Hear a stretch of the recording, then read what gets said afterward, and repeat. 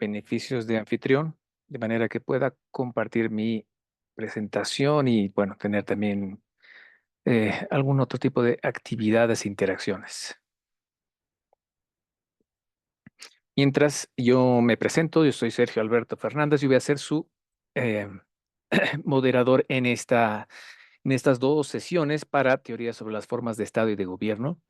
Yo de formación soy abogado especializado en diplomacia y relaciones internacionales, en teoría política y estoy escribiendo mi tesis doctoral justamente en ciencias políticas y relaciones internacionales. El tema del Estado, el tema de gobierno, es un tema neurálgico, es un tema hasta, digamos, la espina dorsal de el estudio no solamente del derecho político, derecho constitucional, de las mismas ciencias políticas, es un aspecto muy importante para conocer cómo es nuestra realidad y cómo nos desenvolvemos nosotros como ciudadanos dentro del contexto de nuestros respectivos estados. Entonces, lo que vamos a hacer hoy es dar una pincelada. Obviamente tenemos unas restricciones de tiempo, tenemos una sesión hoy, otra mañana, entonces, hay muchas cosas que vamos a comprimirlas y a la vez vamos a complementarlas a través de la plataforma. Vamos a explicar en breve cómo. Pero de momento, ¿qué es lo que vamos a hacer? Tenemos este menú para poder cubrir entre hoy y mañana. Entonces, ¿qué vamos a ver a continuación? Vamos a ver los objetivos de la materia, cuál va a ser ese horizonte que queremos alcanzar conjuntamente con ustedes, cuál va a ser la metodología de evaluación, es decir, cuál es esa cajita de herramientas que vamos a utilizar para poder llegar idealmente todos al 100 sobre 100. Vamos ya a entrar de lleno a el componente histórico, ¿no? Cuando hablamos de Estado, cuando hablamos de gobierno, es ineludible tener que tocar este componente, ¿no? Pero en el diseño de esta materia, como van a ver, está lo menos densa posible, lo más dinámica posible, lo más amena posible, cosa que, digamos que sumergirnos en siglos de historia no nos haga bostezar a ninguno. Y después entramos, obviamente, a el corazón de nuestra materia, que es la teoría sobre las formas de Estado y de gobierno, para entrar con estas herramientas de análisis al caso específico de Bolivia. De manera que todos salgamos con una comprensión cabal de cómo es nuestro Estado, cuál es esa forma de gobierno que adoptamos y que, por supuesto, cuáles podrían ser esas variables que podrían modificarse. Ustedes saben que estamos en un año electoral, o sea que también hay que usar, digamos que todo este contenido lo podemos emplear también como esas preguntas de señor candidato, qué es lo que usted propone, ¿no? Respecto a estos temas, que es así, así, así, pues está muy bien. Va usted a proponer algunas enmiendas, qué es lo que vamos a hacer, o tal vez queremos hacer una cirugía plástica a nuestro estado, eso ya se verá más adelante. La idea es que tengamos estas herramientas para poder entender justamente a nuestro estado y a nuestro gobierno. El objetivo general de nuestra materia es analizar los principales aspectos históricos, teóricos, jurídicos y políticos del Estado y sus formas, el Estado unitario federal y la confederación, para entrar a esa área gris donde nos encontramos, ¿no? Un Estado con autonomías, un Estado autonómico, es difícil de clasificar porque está ahí como que entre uno y el otro y que per se podría clasificarse como una nueva categoría de Estado, ¿no? Entonces, ahí estamos nosotros, ahí está España, entonces podemos hacer un poco más de cuerpo al momento de defender teóricamente el modelo de Estado que hemos adoptado. Dos, analizar los principales aspectos históricos, teóricos, jurídicos y políticos del gobierno, y entrando específicamente a uno de sus elementos, como es el gobierno, sus formas, tipología clásica y formas modernas. Van a darse cuenta ahí que esa situación en la que estamos en este año 2025, tan desafiante, tan cambiante, el factor Donald Trump es un, no sé si factor de estabilidad, inestabilidad, o simplemente es para condimentar nuestro planeta, pero ahí está, ¿no? Entonces, tenemos que también entender estas repercusiones que se dan en las configuraciones de gobierno y esas interacciones que tenemos que tener. Y finalmente, aplicar estas categorías de análisis al caso concreto de Bolivia. Nuevamente, queremos salir sabiendo y a medida que vamos avanzando estos aspectos teóricos, vamos a ir puntualizando cuáles de todos estos elementos explican mejor el caso específico concreto de Bolivia. Este es nuestro método de evaluación. Estas son, como les decía, nuestra caja de herramientas de qué es lo que vamos a evaluar.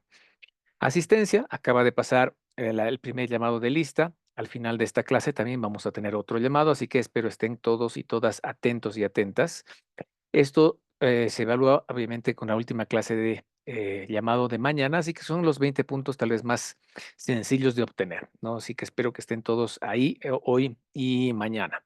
Al final de la clase de hoy y la clase de mañana vamos a tener un pequeño periodo para preguntas, respuestas, comentarios que ustedes puedan tener, podamos absolver en la clase, pero estén atentos al tema de asistencia.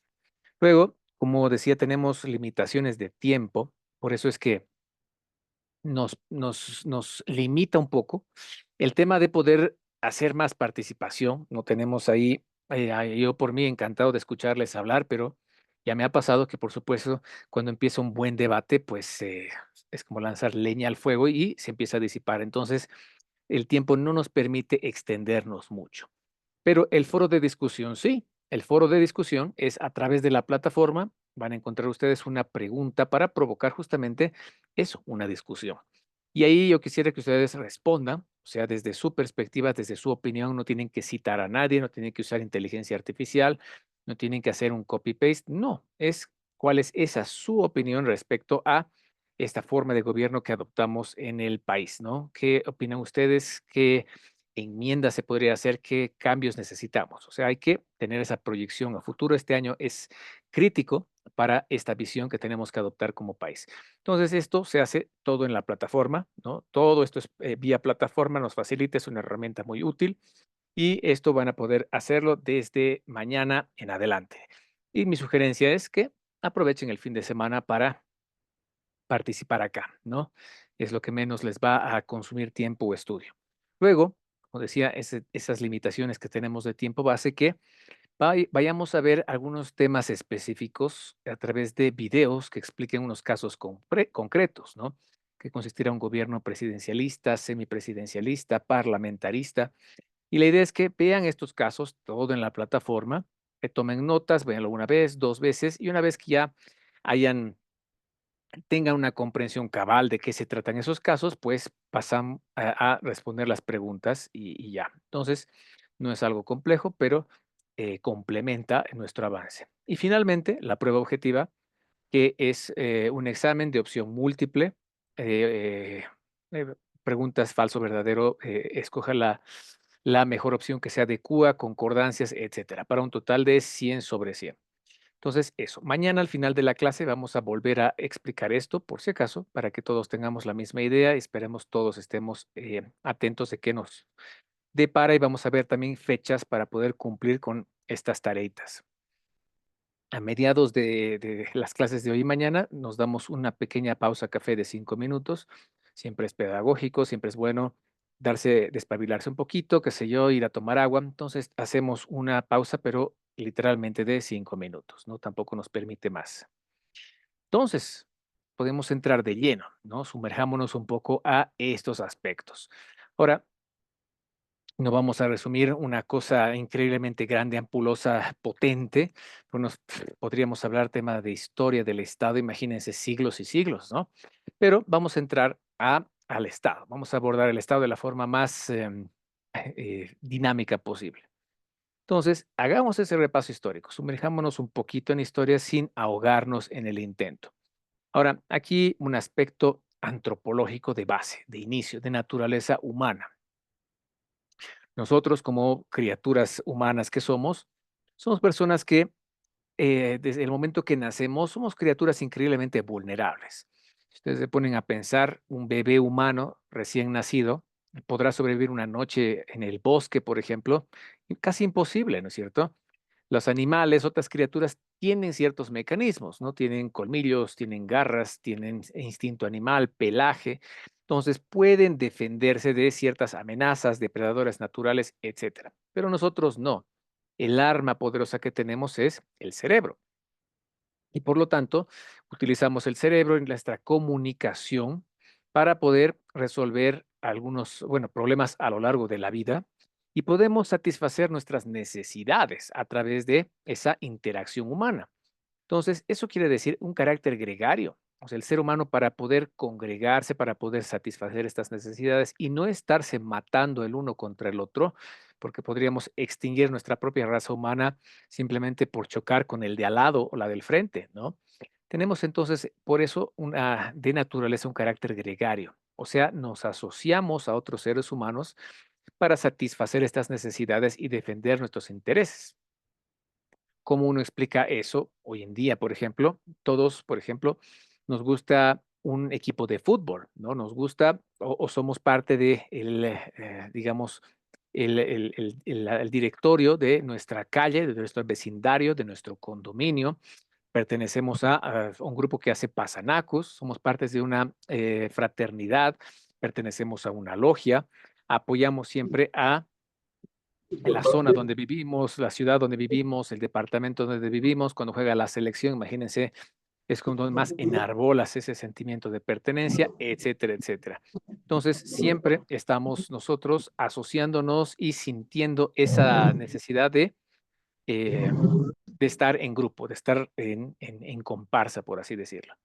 Entonces, fruto de ello, fruto de este aspecto, de este carácter gregario, los seres humanos nos hemos venido asociando unos con otros, creando diferentes grupos que no tenemos, obviamente. Si hablamos de historia, tenemos que dividirla en dos, la historia y la prehistoria.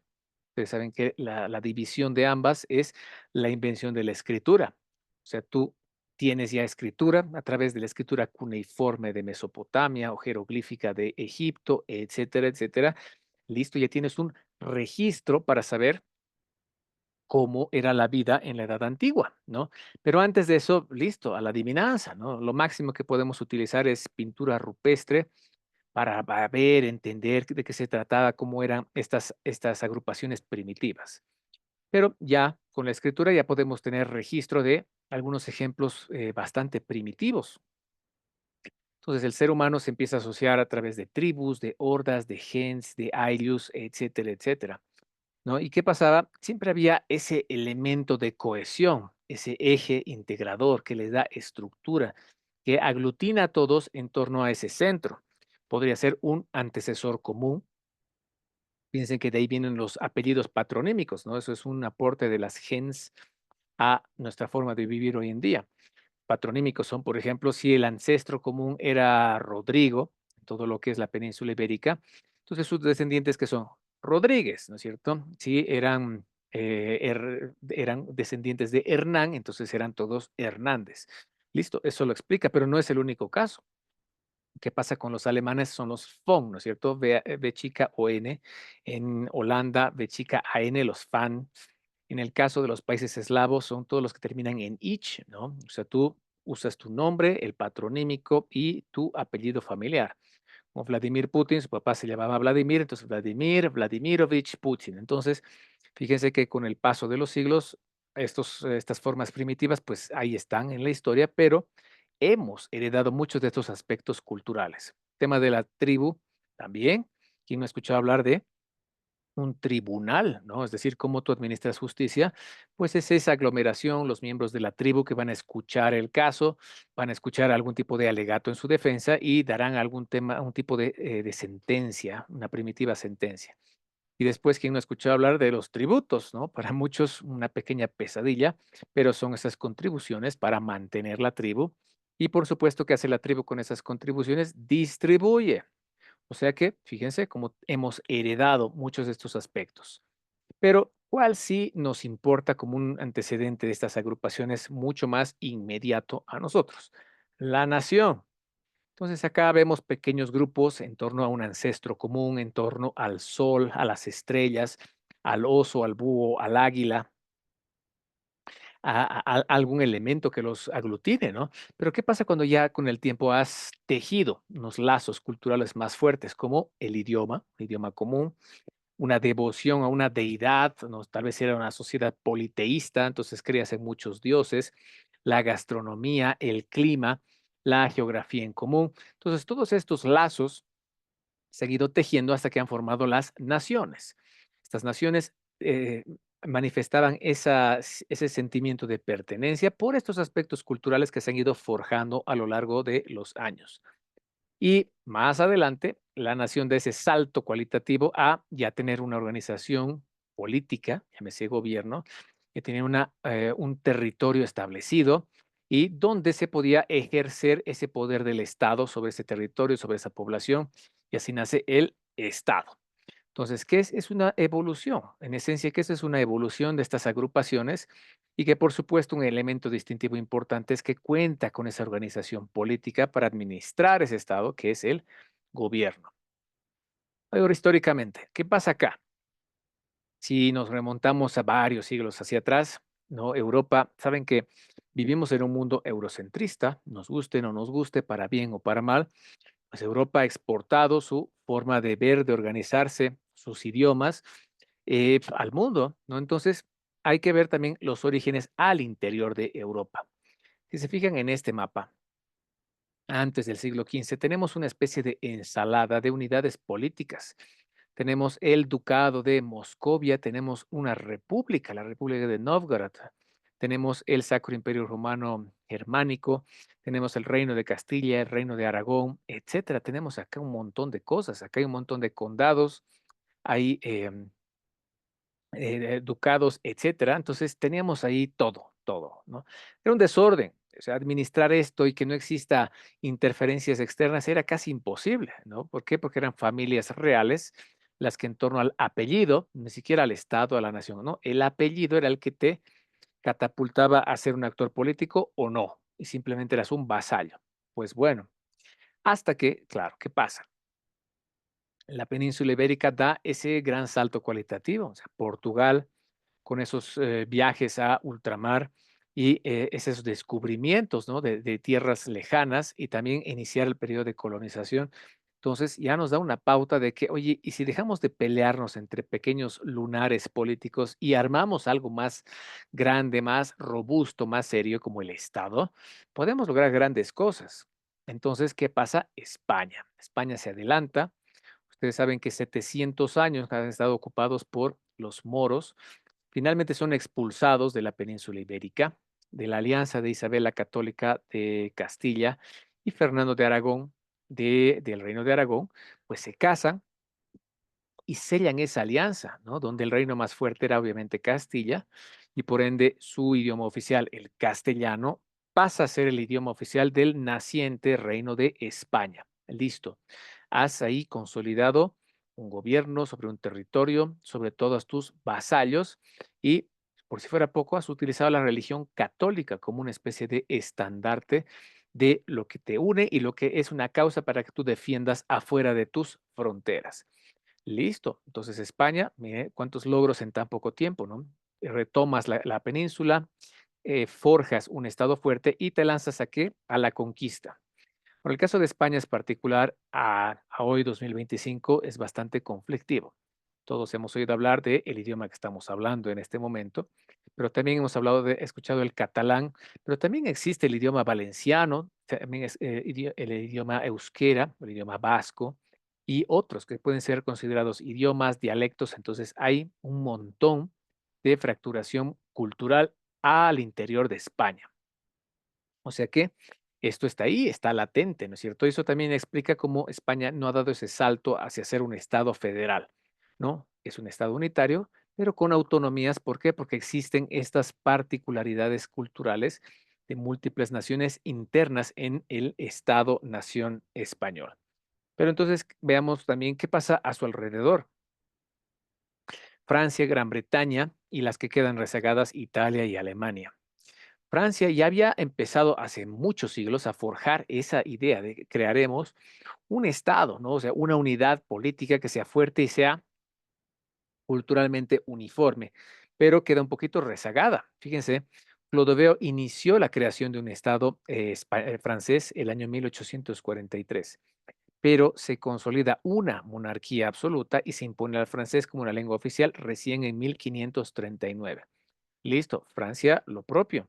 No tiene una serie de pequeñas culturas, subculturas e idiomas y dialectos al interior de Francia, pero pueden subsistir, al día de hoy subsisten, pero tenemos que forjar este estado y el francés es como ese pegamento que hace que este estado sea lo que es hoy.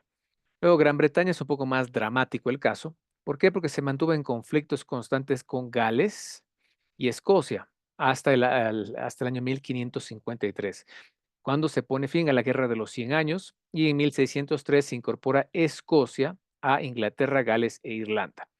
Acá, también al interior de Gran Bretaña, lo propio. O sea, el inglés, que idioma que todos conocemos, por supuesto, es de una de sus estados dentro de las Islas Británicas, pero también está el idioma, se llama Airi, ¿no? Y dijeron, ¿pero qué es esto? O sea, Airi, así somos nosotros, esta nuestra isla se llama Airi. Y obviamente había que britanizarla y dices, bueno, ahora te llamas entonces Ireland, listo, ¿no?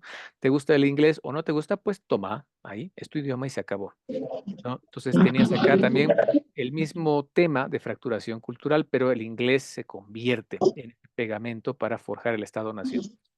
¿Qué pasa aquí con los vecinos? Alemania, ¿qué pasa con Italia? Pues no siguen el ritmo y de hecho ellos se preguntaban y decían, si tenemos los mismos elementos culturales, idiomáticos para hacer un Estado-nación, ¿qué diablos pasa que no podemos, no? Entonces, aquí había una serie de particularidades, influencia del norte, el sur. Alemania está prácticamente dividida, el sur más católico, el norte protestante. Entonces, tienes muchas cosas que han hecho que Italia se unifique recién como un Estado-nación, el Reino de Italia en 1864 y Alemania en 1871, ¿no? Cuando nace el Segundo Reich alemán, el Segundo Imperio alemán, y prácticamente un estado nuevo en el sistema internacional. Pero bueno, fruto de ello, con estos nacientes estados-nación, pues claramente se reconfigura el mapa. Fíjense que hay un poco más de orden acá. Ya no ves esa múltiple ensalada de pequeños lunares políticos. Acuérdense que cuando con el estudio de Maquiavelo, con el príncipe, que vamos a ver también un poco en un momento, él estudiaba principados, ¿no? O sea, cuando uno dice principados, analizaba repúblicas, como fue Novgorod, analizaba imperios, analizaba reinos, analizaba estos protectorados, analizaba condados.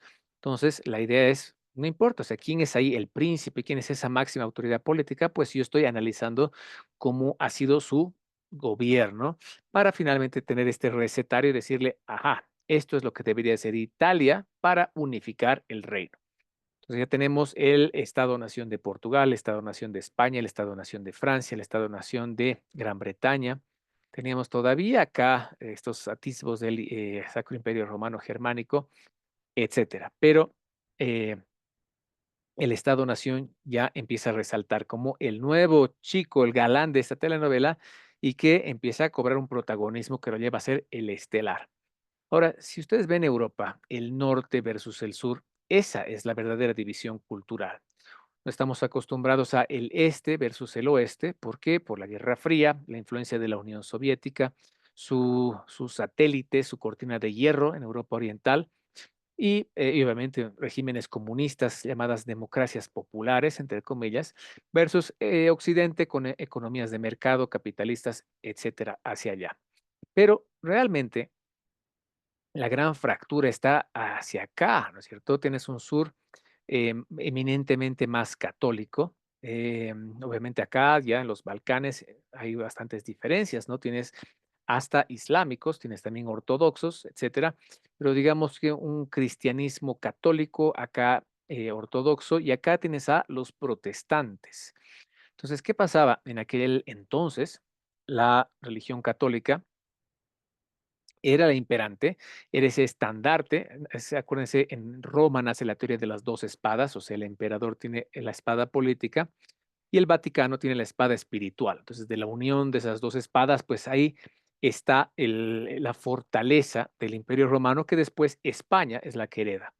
Pero claro, llega el señor Martín Lutero y dice, no estoy de acuerdo con una serie de cosas que ustedes hacen y que sinceramente no creo que, o sea, la devoción a Dios y la fe deba hacerse a través de este tipo de cosas, ¿no? Criticaba, por ejemplo, las indulgencias, o sea, tú has cometido pecados, pues vas al Vaticano, pagas, das dinero, oras tres Padres Nuestros y listo, tus pecados desaparecen.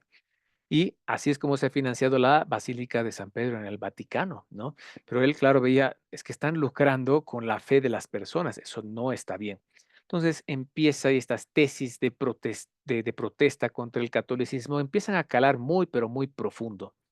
Y así es lo que nos lleva a la Guerra de los 30 años, ¿no? España primero se estaba peleando acá con lo que fue la República de Holanda, hoy día Reino de los Países Bajos, pero era, oye, no, no, no, ¿dónde te estás haciendo niña rebelde? No, tú eres católica y te callas, pero no, te callas. Entonces, no, ¿sabes qué? Aquí en el norte ya estamos un poquito hartos del culto católico y de hecho, estas protestas del señor Lutero pues tienen mucho sentido.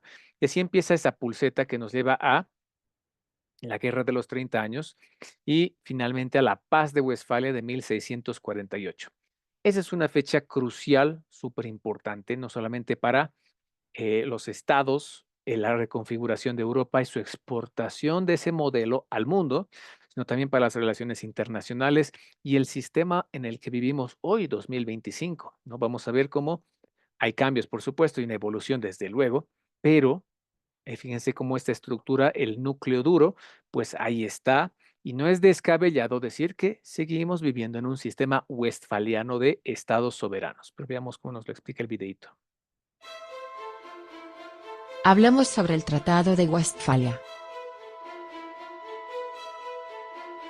Veamos los antecedentes.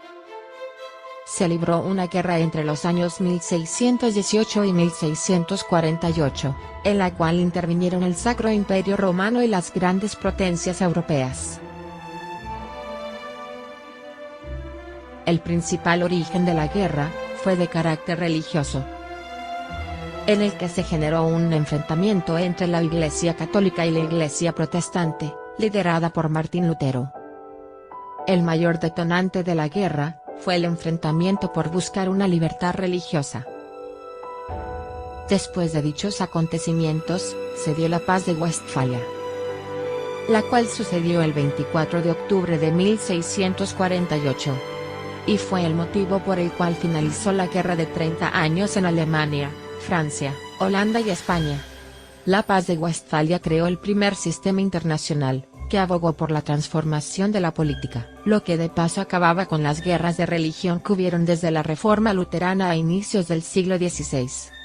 Y edificaba el primer paso hacia la destrucción de la sociedad corporativa. El Tratado de Westfalia tuvo una gran importancia para la historia del mundo. Primero, porque marcó el nacimiento del Estado-nación. Segundo, dio paso a un nuevo orden territorial con fronteras mejor determinadas. Tercero, se instauró el Congreso Diplomático Moderno e inició un nuevo orden en Europa Central, basado en el concepto de soberanía nacional. Cuarto, se estableció el principio de que la integridad territorial es el fundamento de la existencia de los estados. Y quinto, la Santa Sede dejó de tener peso en las decisiones y negociaciones de los estados. Y con esto finalizamos los que fueron los eventos más relevantes sobre el Tratado de Westfalia. Entonces, se dan cuenta que vivir ahora en un sistema de estados soberanos, pues nos viene desde aquellos años.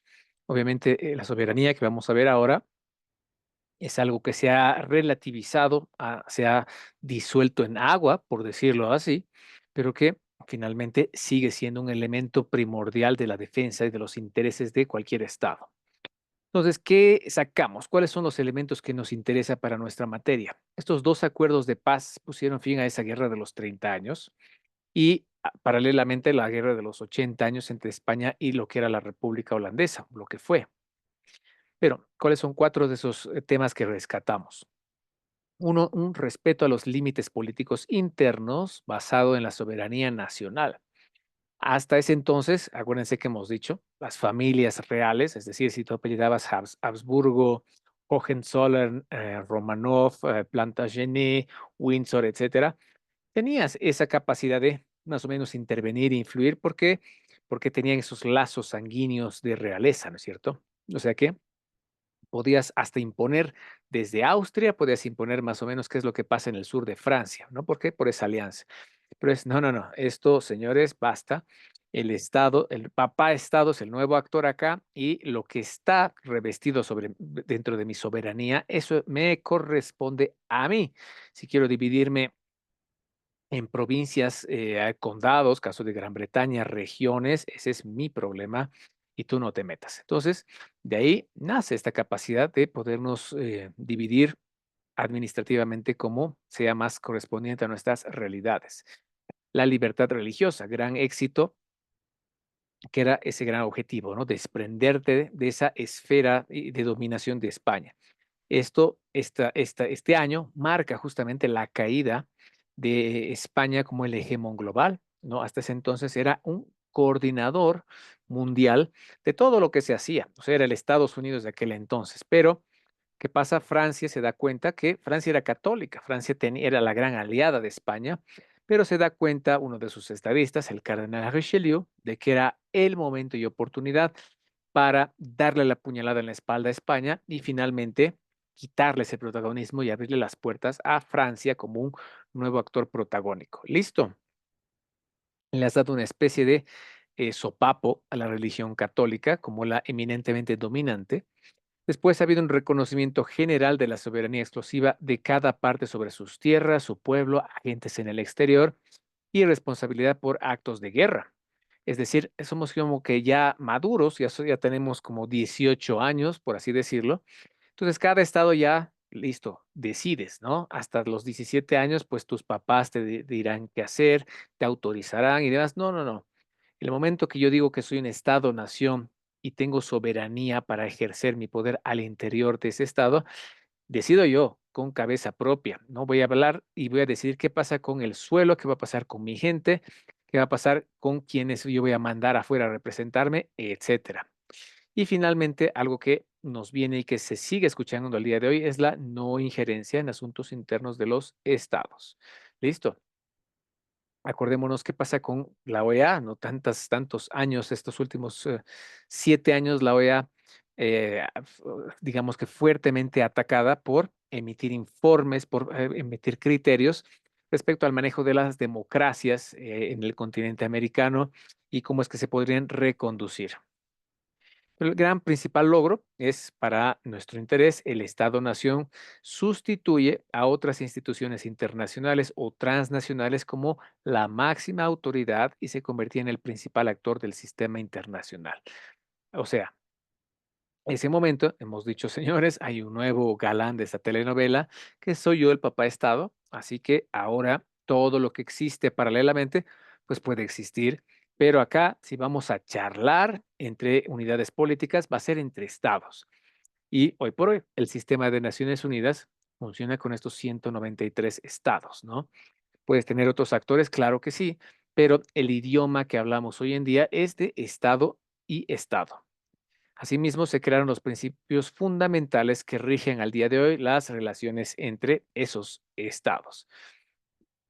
O sea que aterricemos este avión un poco. ¿Qué será el estado? Es el conjunto de personas que habitan permanentemente el mismo territorio, dirigido por un gobierno independiente y provisto de un poder llamado soberanía. Es esa sociedad política y jurídicamente organizada y a ojos del derecho internacional es el sujeto del derecho internacional por excelencia, la única entidad con facultad para dirigir las relaciones diplomáticas y dirigir los asuntos internos concernientes a su población. Listo, ¿se dan cuenta cuántos siglos después y seguimos hablando en el idioma del Estado? Obviamente hoy tenemos organizaciones internacionales, tenemos otros actores, tenemos organizaciones no gubernamentales, tenemos grandes corporaciones que a veces superan el Producto Interno Bruto de los estados. A veces tenemos a la persona humana, o sea, el Juan Pérez, que está ahí en la calle.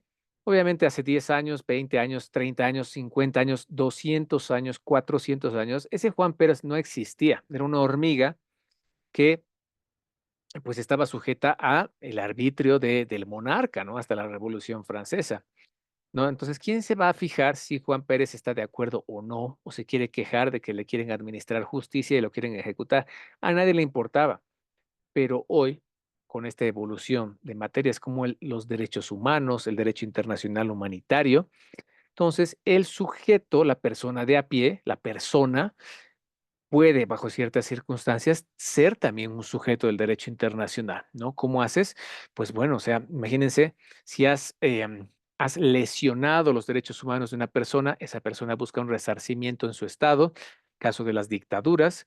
No lo has logrado, pues ese momento podrás tocar las puertas de, en el caso de las Américas, el sistema interamericano de derechos humanos y podrá fallar en tu favor. Por lo tanto, tu estado le debe a Juan Pérez tal cantidad de dinero como forma de resarcimiento a el daño que te ha causado. Eso es inaudito, ¿no? En 1648 hubieran dicho, perdón, qué cosita, excuse me, ¿no? Pero hoy finalmente es una evolución del derecho internacional.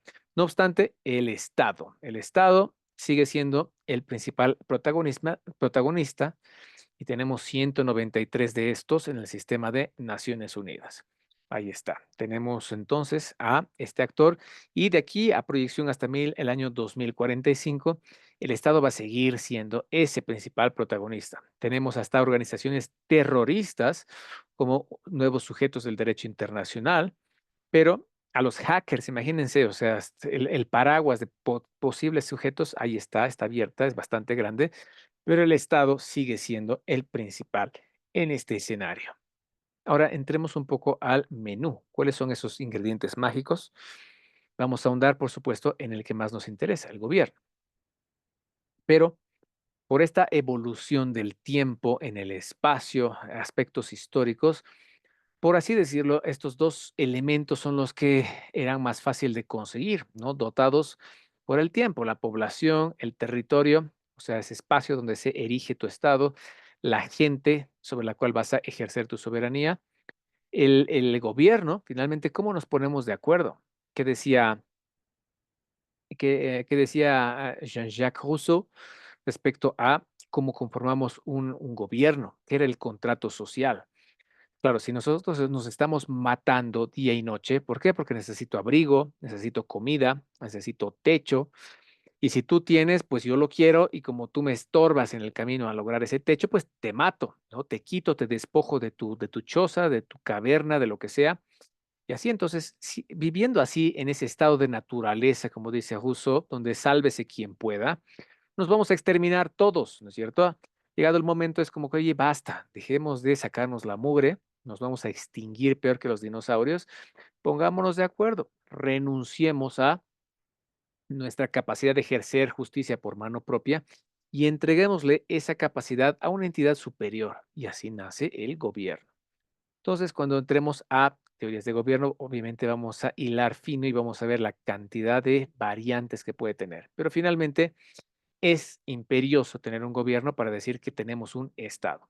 Y el cuarto elemento que obviamente amarra a estos otros tres es la soberanía, que vamos a explicar a continuación. Cuando hablamos de población, idealmente es ese grupo humano que ha nacido en un mismo territorio con características comunes. Sin embargo, puede estar constituido por diferentes nacionalidades. Como hemos visto hasta Westfalia, esos estados-nación.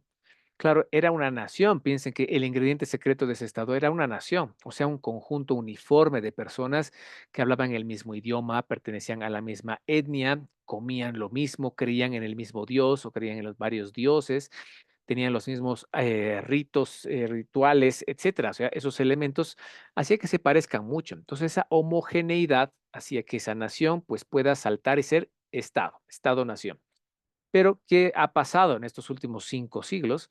Pues, ha habido una interacción, ha habido una globalización, la conquista también ha obligado a esas mezclas, esos mestizajes y, por supuesto, el comercio, la economía, el fin de la Guerra Fría, la caída del muro de Berlín, ha hecho que ya el ser humano no conozca fronteras casi, ¿no? Entonces, pueda mezclarse y ser, bastante heterogéneo. O sea que la gran mayoría de los países ya se ha alejado, obviamente algunos muchos más, otros mucho menos, pero se ha alejado de esa homogeneidad que el 100% era pues hasta igualito, ¿no? Hay algunos países, por ejemplo, donde no han tenido esa misma suerte de mezclarse, abrirse, y casualmente, ¿qué es lo que pasa? O más bien dicho, coincidentemente, son los países más racistas que tenemos en el mundo, ¿no? Países en el sudeste asiático, en el Asia-Pacífico, y sin ir tan lejos, ¿no? ¿Qué pasa con Serbia? ¿Qué pasa con Polonia? Son países que se han mantenido bastante homogéneos, o sea que tú insertas ahí a una persona, a un latino, a un asiático, a un mediterráneo, pues ya te ven como, ¿quién es este alienígena, ¿no? ¿Quién es este ovni? Es diferente, entonces hay esas manifestaciones. Pero bueno, ¿cuál es la moraleja? Que en el tipo de población radica la diferencia entre un Estado-nación, como que más o menos Serbia, como más o menos Polonia, Tailandia, etcétera. Y un Estado diverso que le podemos prestar nuestro hashtag, es un Estado plurinacional. No somos el único caso, ni mucho menos. Piense que Estados Unidos, la primera potencia, es pues un Estado increíblemente heterogéneo. El factor Donald Trump está queriendo exacerbar esos orígenes de los primeros colonos. Es un país de inmigrantes, les guste o no, es un país de inmigrantes. Y esos colonos anglosajones, ¿no? Que obviamente son caucásicos, altos, blancos, a veces rubios, a veces de ojos azules, pero, o sea, si uno viaja a Estados Unidos, y no tiene que ir necesariamente a Nueva York, Los Ángeles, a Austin, Washington, D.C., sino a cualquier ciudad intermedia, pues ves que la mezcla es enorme, ¿no? Solo Estados Unidos tiene 50 millones de latinoamericanos. De hecho, después de México, el segundo país con más hispanohablantes en el planeta es Estados Unidos, por encima de España y por encima de Colombia, ¿no? Entonces, es como increíblemente heterogéneo, entonces volver a esos valores de una sociedad homogénea anglosajona, o sea, es una causa perdida, pero lo único que está haciendo es generando este rechazo racista y obviamente xenófoba, ese rechazo al que no es parecido a ti. Pero bueno, no es un tema que nos atañe en este momento. Cuando hablamos de territorio, el nombre lo indica, pero hay que tomar en cuenta la tridimensionalidad del territorio. Pues es el elemento distintivo de un estado que debe estar claramente delimitado: territorio, mar territorial, islas y zona económica exclusiva, lagos, ríos, espacio aéreo, etcétera. Es la porción del globo terráqueo sobre el cual el estado ejerce su soberanía. Si ustedes se viajan hasta 1648, entonces, claro, ¿cuál es el territorio de tu estado? Pues hasta donde alcance mi mirada hacia allá y es la frontera, y hacia allá es la frontera con otro país. Pero ¿qué pasa, por ejemplo, con el subsuelo? O sea, ¿dónde están riquezas en el caso de Bolivia? ¿Dónde está el litio, rubidio? Dicen que también tenemos cobalto, ojo, mineral de hierro está abajo, ¿no es cierto? Está en el subsuelo, pues también se ejerce ahí soberanía. Y hacia arriba lo propio, ¿no? Ahí les doy un ejemplo emblemático que costó que entiendan cuando se estaba construyendo la empresa Mi Teleférico en la ciudad de La Paz. Uno de los tramos de la línea blanca iba a ir sobre el Centro Cultural Bolivia-Brasil, ¿no? Que es parte de la residencia del Brasil. Y Brasil dijo: no, señores, no puede pasar por ese terreno, ¿no? ¿Por qué? Porque es, o sea, es por principio de extraterritorialidad, eso es prácticamente territorio brasilero. Entonces, la empresa y César Dockweiler explicaron que no se preocupe, el teleférico va a ir por encima, no va a entrar ahí por el pasto y demás. Entonces, señores, la soberanía se ejerce también hacia arriba y ese espacio aéreo es también parte de la soberanía del Brasil en esa área. Entonces, ¿qué pasó? Tuvieron que reorientarlo. Entonces, dan cuenta, a eso me refiero cuando digo que el territorio hay que verlo desde esa dimensión, o sea, más bien tridimensionalidad del ejercicio de soberanía en el territorio. Gobierno, que es la segunda parte, ya saben dónde nos vamos a concentrar, es autoridad legalmente capacitada para dirigir los destinos de un país. Debe ser soberano e independiente, con un fin político, económico, social, estable y capaz para cumplir con los compromisos y obligaciones internacionales. No importa el régimen que adopte, debe mantener el orden interno y la representación en el exterior. Ahora, acá también hay matices, como en todo, no estamos en ciencias sociales, o sea que acá no hay 2 más 2 es 4. Acá puede ser 2 más 2 es 1,7, puede ser 3,9, puede ser 4,2. Es decir, acá hay muchas variantes, ¿no? Vamos a ver el caso de Canadá, por ejemplo. Tienen un gobierno, por supuesto, es un país desarrollado. Claro que sí, recientemente se ha inaugurado el nuevo gobierno después de Justin Trudeau, pero ¿Será un gobierno completamente soberano e independiente? Esa es una pregunta, ¿no? Caso de Canadá, caso de Nueva Zelanda, caso de Australia. Entonces, hay que también matizar un poquito estas premisas sobre un gobierno. Y finalmente, la soberanía es la facultad de poderse gobernar sin subordinación alguna ni injerencia externa. La soberanía absoluta hoy en día no es aplicable. Si lo que en 1648 era el santo grial del Estado, pues hoy por hoy ya no es tan fuerte. Ese ejemplo que hemos visto hace un momento, cómo pues un Juan Pérez puede demandar a su Estado y ganarle, ¿no? O sea, ha ganado el ciudadano de a pie versus su Estado, o sea, el Estado tiene que pagar por una lesión sistemática de derechos humanos, ha habido tortura, ha habido persecución, desapariciones forzadas, muertes extrajudiciales, qué sé yo. Pero la idea es que, señor, usted, Estado A, Estado B, Estado C, no puede escudarse tras el blindaje de la soberanía para no responder a este tipo de temas. ¿Cuál es otro ejemplo? La integración.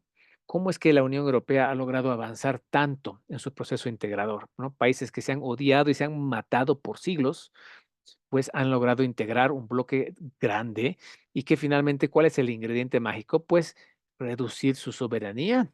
Yo le doy pedacitos de mi soberanía como Francia, como Italia, como España, como Alemania, como Rumanía, como Croacia, como Suecia, etcétera. Le doy pedacitos de esa mi soberanía a la comunidad europea y así toman decisiones que son inmediatamente aplicables a mis estados. Entonces, esa Francia del siglo XVI, hoy diría, ¿qué cosa? ¿Qué ha hecho mi estado francés? Tanto hemos peleado por esto y ahora están regalando así como galletas, pedazos de soberanía.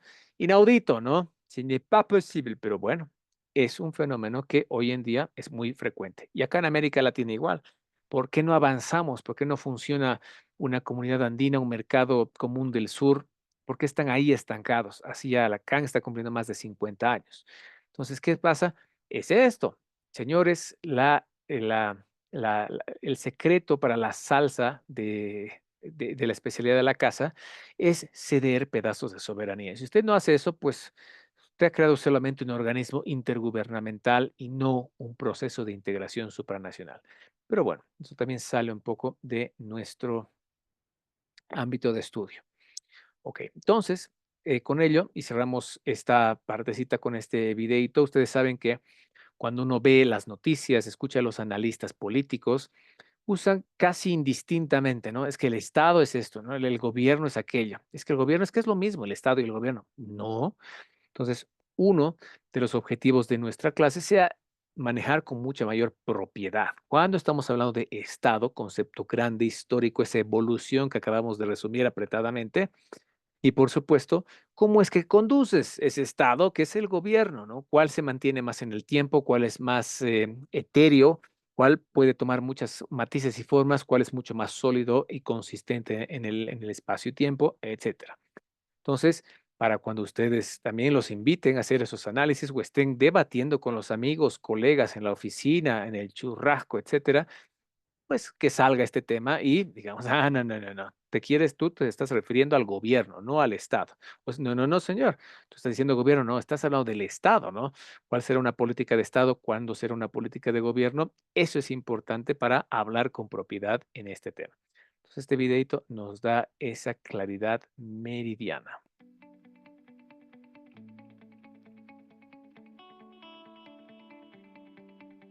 Los conceptos de Estado y gobierno suelen confundirse muy a menudo.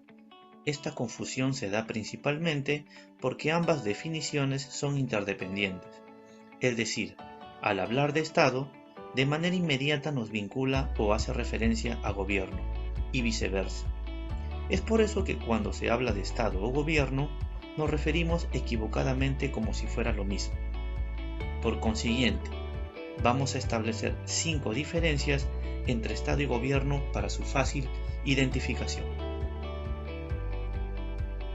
Cuando hablamos de Estado, nos referimos básicamente a cómo se organiza una nación, es decir, a la forma o estructura política de la sociedad representada en instituciones y basada en leyes, mientras que el gobierno es la forma de cómo se conduce un Estado, digamos de alguna manera la administración del Estado. Como en la imagen central, el Estado está representado por las instituciones públicas, tales como el Poder Ejecutivo, Judicial, Congreso, Gobierno regional, municipal, etc. Mientras que el gobierno está conformado por todas las autoridades o funcionarios que participan en la administración pública, tales como el presidente, ministros, congresistas, jueces, alcaldes, entre otros. El Estado ha sido creado a lo largo de la historia para el bienestar de la sociedad. Asimismo, los gobernantes han servido como líderes o mandatarios con ejercicio de poder para defender o cuidar los intereses de la población. El Estado, a través de sus instituciones, crea leyes, mientras que los gobernantes administran y ejecutan esas leyes. Y por último, el Estado es estable en el tiempo. Esto quiere decir que para que la estructura de un Estado cambie, se requiere cambios en su constitución política, mientras que en el gobierno puede variar de acuerdo al periodo electo, es decir, al periodo en la cual han sido elegidos, que generalmente son de 5 años, pudiendo durante este periodo influenciar en los cambios del Estado.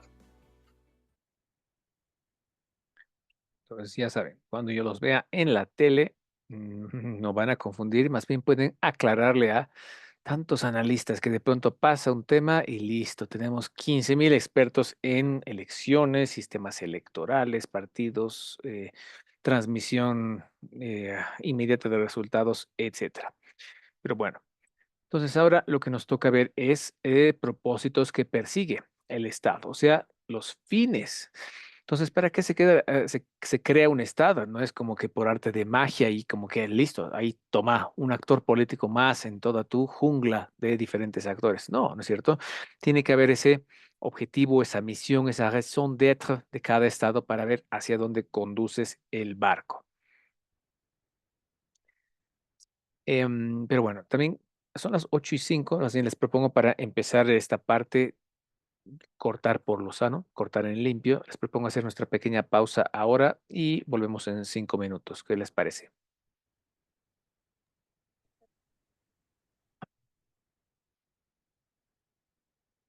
¿Estamos bien? Entonces, 8:10, bueno, tengo 6, 8:11, por favor, retomamos.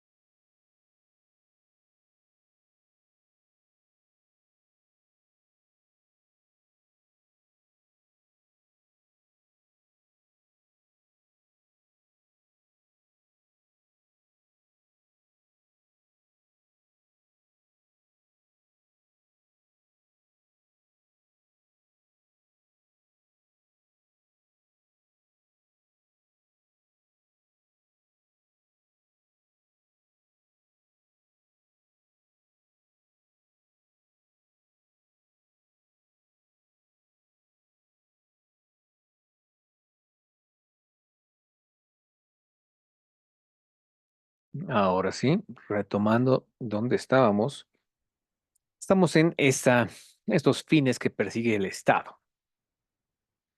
Empecemos por esta primera, la misión divina del Estado. O sea, desde piensen en los 1000 años de Edad Media que hemos atravesado como civilización y que por supuesto ese apego, esa concepción y percepción y explicación de la realidad estaban íntimamente y umbilicalmente relacionados a la percepción divina, ¿no? Que es lo que nos decía la fe y la religión. Entonces, desde ese punto de vista, la finalidad especial del Estado es realizar el reino de Dios sobre la tierra, quien la propone San Agustín en su libro La ciudad de Dios. Piense que también estos eclesiásticos, estos religiosos, estos teólogos, tenían obviamente un aporte teórico muy profuso. Finalmente, el derecho internacional nace como este derecho de la guerra, ¿no?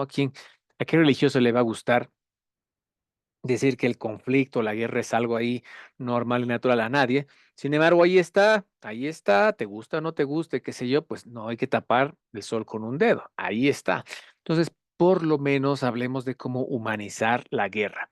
O sea que ahí en conclusión, este pensamiento profuso de religiosos le ha dado mucha forma porque era la única vía, ¿no? La única vía para poder crear teoría y darle cierto contenido a lo que era este fenómeno, el Estado. Entonces, San Agustín justificó a los estados monárquicos durante la Edad Moderna. Estamos hablando que estamos jalando todo este bagaje religioso hasta la Edad Moderna. O sea, en la Edad Moderna finalmente sin ir muy lejos, con Maquiavelo se rompe con eso. Ya no vamos a pensar ahora desde la óptica de la moral, la ética, la religión, no. Vamos a pensar desde la óptica de la política. Entonces, la Edad Moderna era un quiebre hasta quirúrgico en esta percepción mental. Pero la idea es que estados monárquicos eran finalmente los que mandaban en aquel entonces, eran los estados más fuertes. Entonces, en la Edad Moderna era como que démosle ese argumento, esa legitimidad, hasta ese temor reverencial para que los súbditos pues tengan que aguantar lo que tienen que aguantar y lo que de hecho han aguantado. Acuérdense cómo era esa pirámide estamentaria hasta la Revolución Francesa. Tenías ahí a la realeza, tenías ahí al monarca, su familia, los diferentes apellidos reales que conformaban las casas reales en Europa y tenían todos los privilegios, ¿no es cierto? Al medio, un poquito más abajo, tenías a el clero, tenías a la religión, justamente tenías a los actores, los representantes de la iglesia, que también eran una casta privilegiada. Y hacia abajo, obviamente, tenías a los comerciantes, obreros, campesinos que pagaban todos los impuestos y eran el sostén de semejante pirámide tan injusta. O sea que también esto ha servido para decirles, bueno, señor, o sea, no es que nadie haya planeado que tú, Juan Pérez, campesino en la campiña francesa, tengas que aguantar tantos avatares, pero es un enviado de Dios, es una especie de representación divina en la tierra tener a un rey que, en esencia, y en palabras de Luis XIV, rey de Francia, dijo una vez, el Estado soy yo, ¿no? Entonces ya teníamos una verticalidad que era prácticamente indiscutible. Entonces ahí entramos a esta dicotomía, ¿no? ¿Hacia dónde apuntamos para justificar la existencia de un Estado? ¿El Estado debe buscar el bien común o tiene que buscar el bien público? Esa es la cuestión. Porque claro, en un mundo ideal, todos todas las personas tendrían que estar en el mismo barco, tendrían que estar remando en la misma dirección, todos al unísono, rítmicamente, con ciertos relevos, pero dar ese mismo direccionamiento al barco que es el Estado. Pero sabemos que existe estos choques, obviamente, al interior del Estado. O sea, los sindicatos de trabajadores van a querer remar ese barco en la misma dirección que los empresarios, los burgueses. Difícilmente. ¿Qué quiere un trabajador? Quiere ganar lo suficiente, ¿no? Y trabajar lo menos posible para evitar que lo despidan. Y el empleador que quiere pagarle lo menos posible, pero pagarle hasta que, digamos, reconsidere el renunciar. Entonces, hay ahí una pulseta. Por eso es que es difícil pensar si los ponemos a remar al mismo tiempo en la misma dirección o más bien pensamos en algo que no satisfaga a todos, pero por lo menos la gran mayoría esté conforme con esa conducción del Estado. Una de las teorías más antiguas que sostiene que el Estado tiene como finalidad específica la realización del bien común o bien el bien público de la sociedad. ¿Pero a qué se refiere?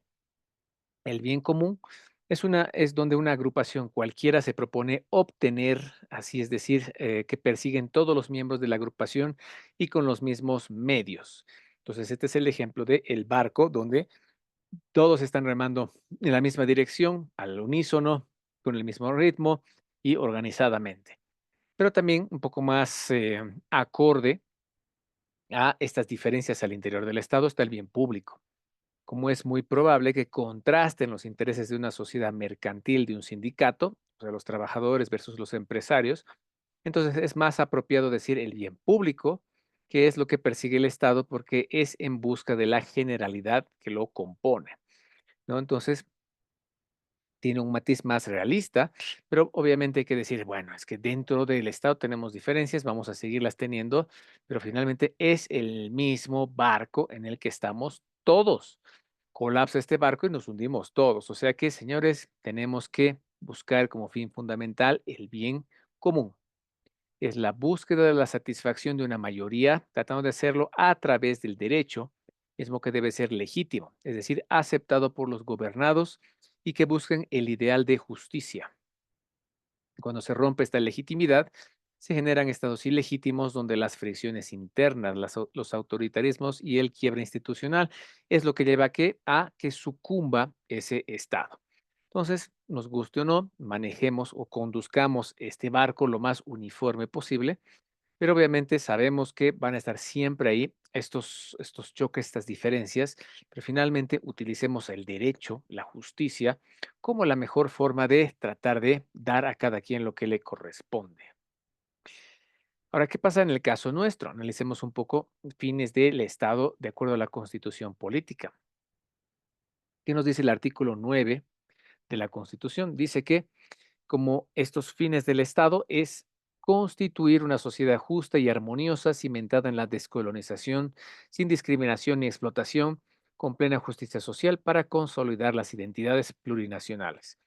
O sea, aquí como en todo el texto constitucional, tienes un montón de promesas y compromisos y grilletes que solito el Estado se ha puesto, ¿no? Entonces, cuando dices descolonización, ¿qué pasa si uno no es teórico en la materia? ¿Será que comprende al tiro? O sea, descolonizar, ¿qué pasa? O sea, nos deseuropeizamos. Bueno, entonces, ¿eso qué quiere decir? Nos olvidamos del idioma español y pasamos a dar la clase en alguna de las otras 36 lenguas, ¿no? Pero no, no es tanto así, no, más bien es, qué sé yo, retomar esos valores iniciales, ¿no? Y pensar con cabeza propia. Pero, es decir, es que es un término muy, muy fuerte y que es muy propenso a ser interpretado de múltiples formas. Entonces, pues ya, o sea, te abre una canasta de compromisos bien complejos de cumplir. Dos, garantizar el bienestar, el desarrollo, la seguridad y la protección e igual dignidad de las personas. Listo, ahí estamos hablando el mismo idioma que desde los orígenes de la Declaración Universal de los Derechos Humanos. También garantizar acceso a educación, salud y trabajo. Obviamente, estamos también en sintonía a lo que nos dice el sistema de Naciones Unidas. Y seis, promover y garantizar el aprovechamiento responsable y planificado de los recursos naturales e impulsar su industrialización, así como la conservación del medio ambiente. Entonces, tenemos acá también fruto de algunas cicatrices del pasado, como ha sido, es decir, la presencia de empresas como Standard Oil allá por los años 20 y 30 en Bolivia, que finalmente son los que han le dado ese impulso a esa naturaleza, ese carácter petrolero que ha tenido el país tantos años, ¿no es cierto? Entonces, ahí está, obviamente, esa inversión, ese gran hallazgo que desembocó en una primera nacionalización y, bueno, más reciente, todo lo que es el proceso desde el 2006, estas peleas que hemos tenido con las empresas petroleras y gasíferas, con Jindal, con el tema de la explotación del mineral de hierro en el Mutum, etcétera. Entonces, tenemos ahí algunas heridas que han madurado en esto, ¿no? O sea, tenemos que dejar de dar simplemente el suelo y el derecho a explotar el suelo, sino tenemos que nosotros encargarnos de esto. Pero de un punto a esta parte, piensen que hay temas como el litio, siguen esperando la paz de los justos. Y bueno, entonces tenemos aquí varios compromisos bien complejos de cumplir. Pero es la punta del iceberg. Vamos a ver más adelante también cómo se pone más compleja aún la Constitución. Y el artículo 10 nos dice, Bolivia es un estado pacifista que promueve la cultura de la paz y el derecho a la paz, así como la cooperación entre los pueblos de la región y del mundo, a fin de contribuir al conocimiento mutuo, al desarrollo equitativo y a la promoción de la interculturalidad con pleno respeto a la soberanía de los estados. Ahora, aquí está la cosa. Bolivia rechaza toda guerra de agresión como instrumento de solución de diferendos y conflictos entre estados y se reserva el derecho a la legítima defensa en caso de agresión. ¿Ok? Súper, digamos, declarativo, subido el tono y demás, pero ¿qué pasa, por ejemplo, en estos 3 años de guerra entre Rusia y Ucrania? Es una guerra de agresión. Nosotros hemos sido víctimas de esta guerra también. Tenemos ahí una cicatriz que hasta ahora no ha cerrado, pero hemos condenado esta invasión, hemos hecho un pronunciamiento fuerte respecto a lo que está pasando. Entonces también, fíjense que está muy bien plasmarlo en el texto constitucional, pero la idea es también que tiene que ir acompañado en la práctica, ¿no? ¿Cómo es que esto se lleva? ¿De verdad es cumplible? ¿Estamos siendo consistentes con nuestro texto constitucional o lastimosamente se queda ahí, ¿no? Que el papel lo aguanta todo. Pero bueno, entonces acá ya se dan cuenta que hay algunas inconsistencias con la praxis.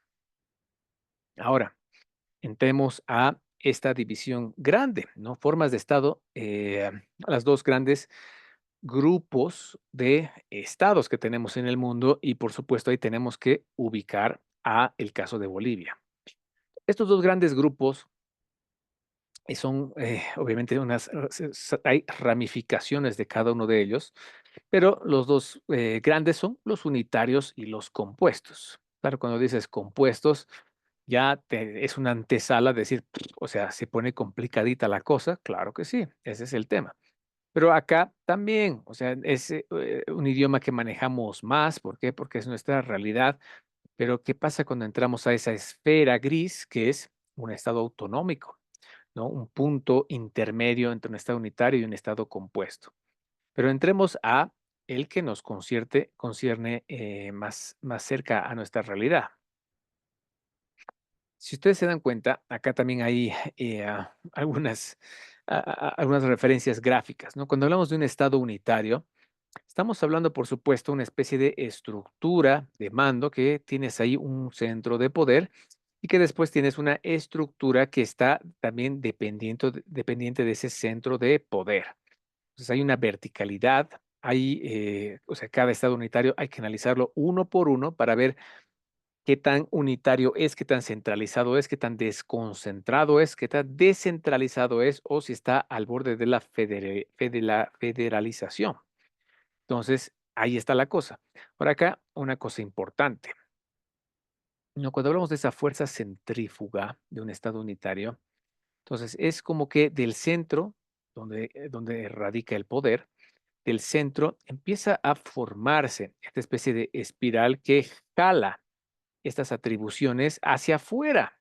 O sea, ya dejas de concentrarse, de tener ahí un núcleo duro que decide todo, hasta el color de los pupitres en los colegios antes de que empiece el año escolar, que tú vas diciendo, no, ¿sabes qué? Yo con esto llevo con una fuerza centrífuga estas atribuciones a otros pisos. Ya no estaremos en el piso 30, y no pasamos algo al 27, de ahí al 26, de ahí al 13, de ahí al 10, de ahí al 5, de ahí al 2, etcétera. Entonces se dan cuenta, es como ir desinflando a el centro de poder.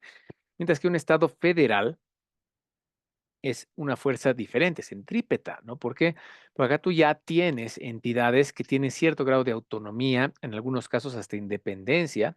Piensen cómo era Alemania antes de unificarse, ¿no? Hasta que llegó Napoleón, era una especie de 300 mini, pero mini, mini, mini, petit, kleine estados alemanes, germánicos, que era como que, señores, es un territorio muy pequeño y tú dices que eres un microestado germánico, no te hagas la burla, ¿no? Y Napoleón creó esa confederación de estados germánicos que ya no pasaba de 30 y pico, pero era ya más realizable.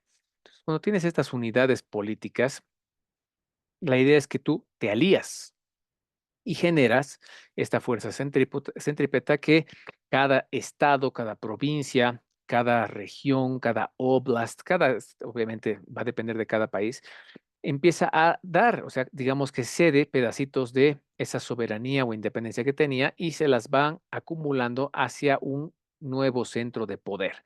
Entonces, ¿tú qué haces? Empoderas ese centro de poder para que tome decisiones en nombre de todos, ¿no? Se dan cuenta, es un enfoque diferente. Y el confederado, que ya sale un poco de la conformación de un estado. Acá, ¿cómo nacen los estados? Naces con en el caso América Latina, lastimosamente una guerra sanguinaria, menos en el caso de Brasil.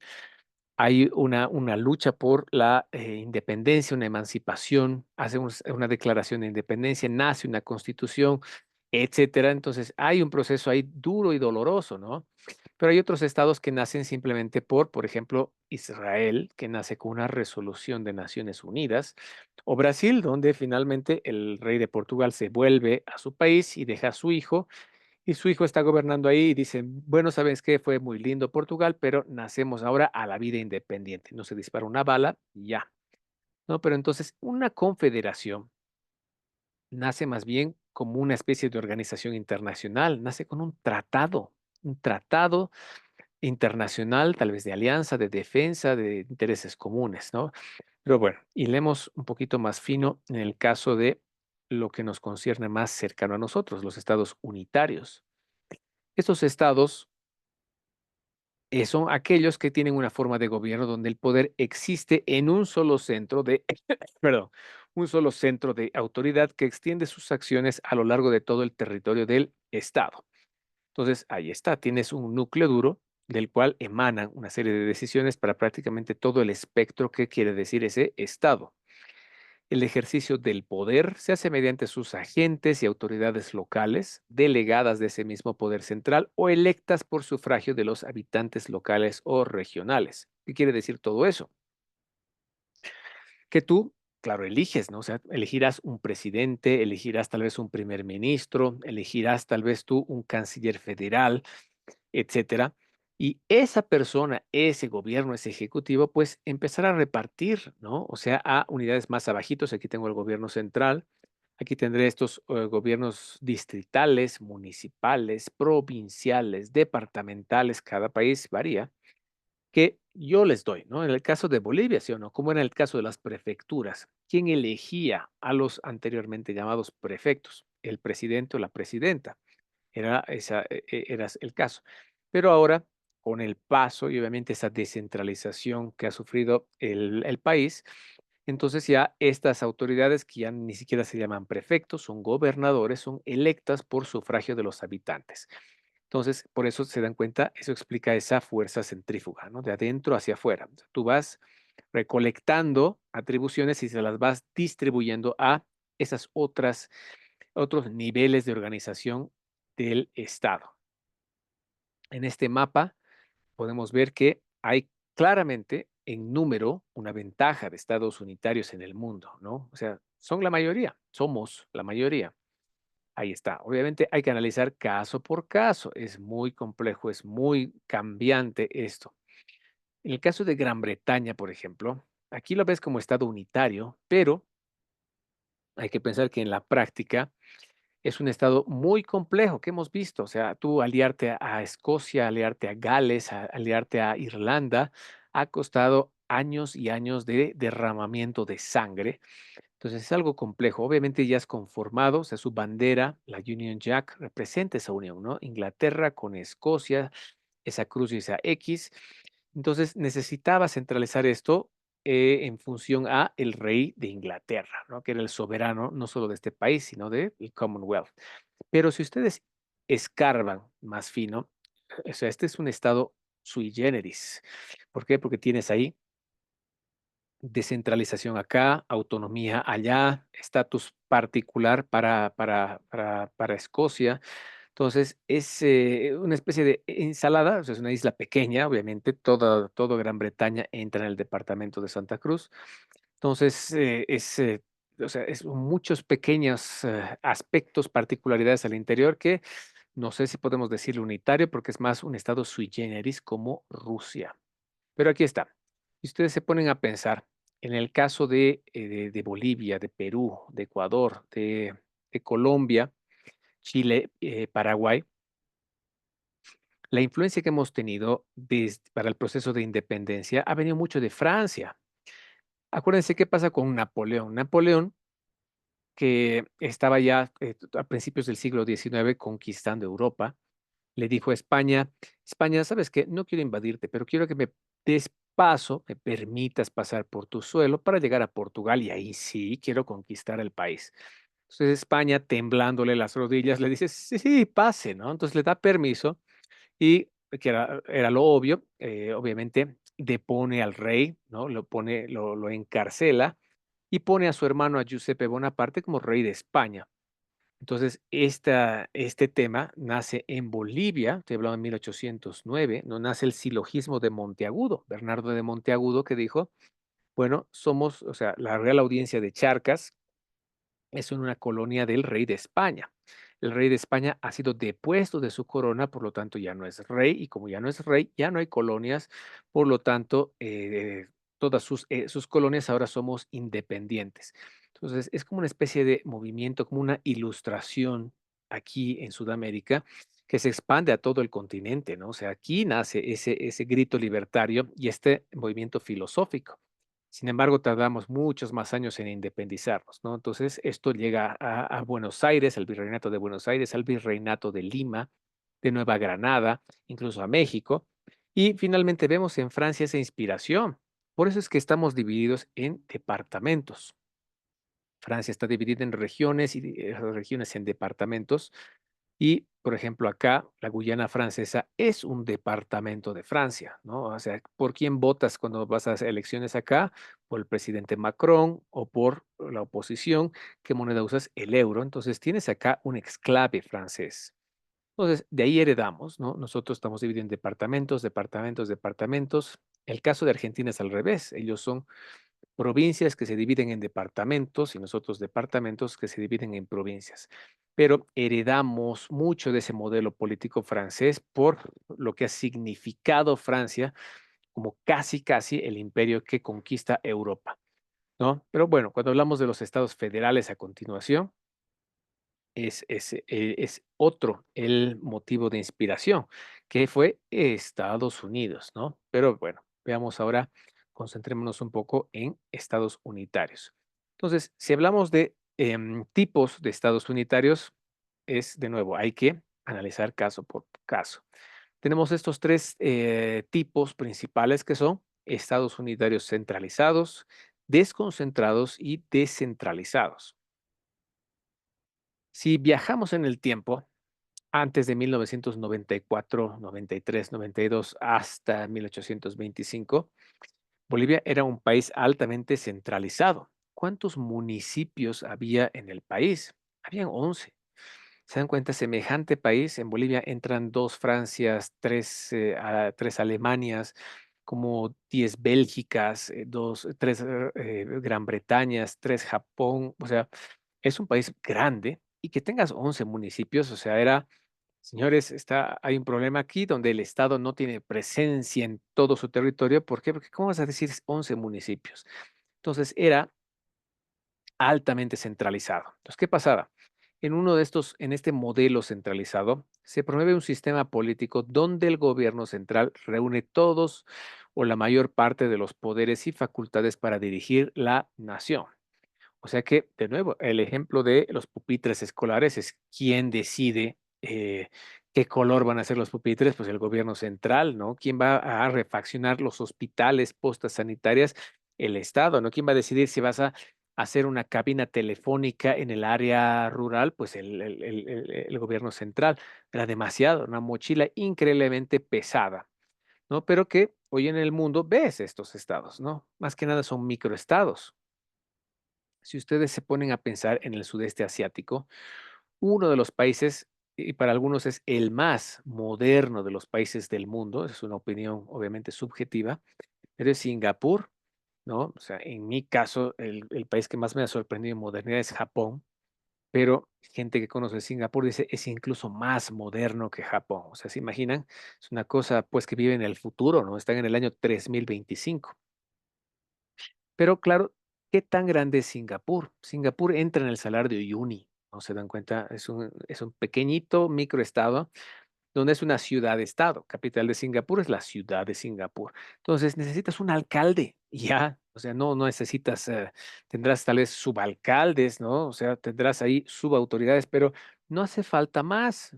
La presencia del Estado se garantiza con tener ahí 4 gatos en esta frontera, 4 gatos allá, y están diferenciados por 5 kilómetros. O sea, es un microestado. Entonces funciona. No hay necesidad de usar esta fuerza centrífuga para llevar atribuciones a todas partes. No hace falta. Pero acá sí, aquí era muy, muy, pero muy necesario. Luego entramos a esta segunda grada, un estado unitario desconcentrado. ¿Qué es lo que pasa acá? Se asume una técnica administrativa para el traspaso de una competencia a un órgano administrativo en otro órgano administrativo de la misma administración pública jerárquicamente dependiente. Entonces, ¿qué pasa? ¿No? Es como que, oigan, ¿saben qué? Y si dejamos de decidir como gobierno central el color de los pupitres, quién va a arreglar los pupitres, quién va a pintar los baños de las escuelas, cuándo, o sea, la cobertura del seguro de la Caja Nacional. Entonces ahí, ¿qué haces? Gobierno central, delegas, ¿no es cierto? La das esa atribución a las entonces prefecturas. Entonces, el año 1993, 94, 95 son cruciales para entender justamente la organización administrativa del Estado boliviano. Nacen dos leyes, que son la Ley de Descentralización Administrativa y la Ley de Participación Popular. Entonces, ¿qué pasa? O sea, es revolucionario para la época, ¿no? ¿Qué pasaba? La ley de descentralización hacía exactamente lo que dice aquí. Desinflamos al gobierno central y le damos parte de este oxígeno a las prefecturas y municipios, pero 11 municipios, entonces ahí viene la ley de participación popular. ¿Cómo estaba dividido el país hasta ese entonces? ¿Cuál era su división político-administrativa? Los 9 departamentos, provincias, secciones de provincias, cantones. ¿Qué pasa? Es cada sección de provincia con esa ley se convierte en un municipio, ¿no? Entonces pasamos de 11 municipios a más de 330 municipios, que es como más o menos lo que tenemos ahora. Y ahí que dices, bueno, el Estado va a tener esa presencia y cada persona, por eso se llama también participación popular, ¿no? Todas las personas que conforman el Estado van a tener voz y voto en el quehacer del Estado. Entonces ya desinflamos mucho el gobierno central y que cada municipio sea el directamente involucrado para atender una serie de necesidades, ¿no? Hoy en día, imagínense en esta realidad, en esta coyuntura en la que estamos, quienes han negociado, por ejemplo, el tema de el incremento de los pasajes por el tema de transporte público, ya no es el gobierno central, sino son los municipios. Entonces, listo, has ramificado muchísimo, has hecho esa fragmentación y con la ley de descentralización administrativa, que en realidad ha hecho una desconcentración, desinflas, desconcentras el gobierno central y le das esas atribuciones a las alcaldías y a las prefecturas. Estamos hablando de en los años 90. Y finalmente, un tipo de Estado descentralizado. Acá ya damos un salto cualitativo más importante, más significativo, porque acá el gobierno dispensa funciones, poderes, personas o cosas fuera de la autoridad central. La descentralización puede variar en parte debido a las diferentes formas en que se aplica. Entonces, pese a que la intención nace en los años 90, hemos tenido que esperar hasta el año 2010 con la ley de marco de autonomías y descentralización para que exista esto, ¿no? Entonces, acá ya hablamos que hemos dado un paso mucho más importante. Ya en esta realidad de los años 90, el presidente elegía a los prefectos, ¿no es cierto? Ahora ya tenemos gobernadores elegidos por sufragio universal y que no solamente van a absorber esas atribuciones que les ha dado el gobierno central, sino que puede crearse nuevas atribuciones y puede legislar, ¿no? Entonces, ya se acerca mucho a el modelo autonómico que tenemos actualmente. Ahora veamos este contraste con los estados compuestos. El primero de los estados compuestos, el más popular en el mundo, son los estados federales, ¿no? Que es en contraposición a estos estados unitarios. Acuérdense de un centro de irradiación de poder que va lanzando atribuciones hacia afuera. Acá es lo contrario, ¿no? Nos vamos concentrando en un núcleo de poder. ¿Qué es lo que pasa o cómo es que podemos concebir a estos gobiernos, los estados federales? La palabra federal viene del latín federis, que quiere decir alianza, y federación viene de federatio, que quiere decir unión. Entonces se dan cuenta que acá ya éramos entidades independientes, soberanas o parcialmente soberanas, pero hemos decidido aglutinarnos, aliarnos en torno a un fin común y ese es el Estado que hemos conformado. Es una agrupación institucionalizada de entidades sociales relativamente autónomas. Son estados conformados por la reunión de varias de estas entidades territoriales y políticas. Generalmente adoptan un sistema político republicano y ocasionalmente monárquico. Donde tenemos aquí este gran ejemplo de esta alianza, esta unión en Estados Unidos, ¿no? Pues, ¿qué es lo que pasaba? Acuérdense ustedes que eran 13 colonias, ¿no? Lo que habían fundado los ingleses en América del Norte. Eran estas 13 colonias. Ahí tienes a Filadelfia, tienes a Virginia, primero era Nueva Ámsterdam, luego era Nueva York, etcétera. Entonces, estas 13 colonias finalmente tenían un gobierno cada una y tenían un parlamento, tenían un congreso. Pero la idea es que el miedo también estaba ahí, ¿no? O sea, ¿cómo es que Estados Unidos se logra independizar? En 1776, imagínense cuántos años antes que sus vecinos del resto de las Américas.